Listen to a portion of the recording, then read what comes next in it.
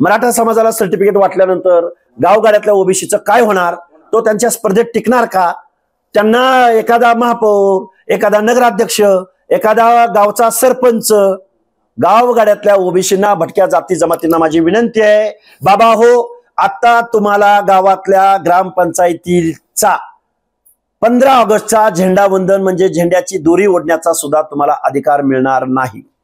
तो अधिकार तुमचा संपलेला आहे. एवढा फटका बसेल असं वाटतं? प्रश्नच नाही. एवढा म्हणजे अरे गावगाड्यामध्ये पॅनल प्रमुख मराठा आहे, सोसायटीचा पॅनल प्रमुख मराठा आहे, गावातला पाटील मराठा आहे, गावातला आमदार मराठा आहे, गावातला वसुली एजंट मराठा आहे, बदलीचा एजंट मराठा आहे, डीडीआर मराठा आहे, तहसीलदार मराठा आहे, प्रांत मराठा आहे, आमदार मराठा आहे, खासदार मराठा आहे, महसूल मंत्री मराठा आहे, अर्थमंत्री मराठा आहे.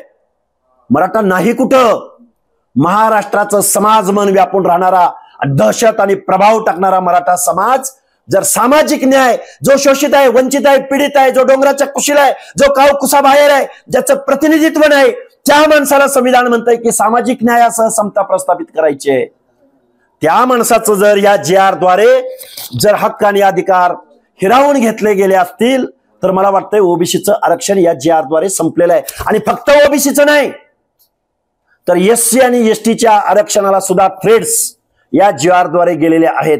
कारण या GR मध्ये सरळ म्हणलंय नात्यातील, गोत्यातील आणि गावातील. मग एखाद्या जर आमच्या आरक्षणामधल्या मुलानं आंतरजातीय विवाह केला असेल तर विवाहानंतर जे नातेसंबंध झालेले आहेत, समजा मारवाडी समाजाबरोबर विवाह केलाय, ब्राह्मण समाजाबरोबर विवाह केलाय, नात्यातील लोकांना जर आम्ही ऍफिडेव्हिट दिलं तर त्यांना कुणब्याचं सर्टिफिकेट देणार तुम्ही? त्यांना SC STचं सर्टिफिकेट देणार तुम्ही?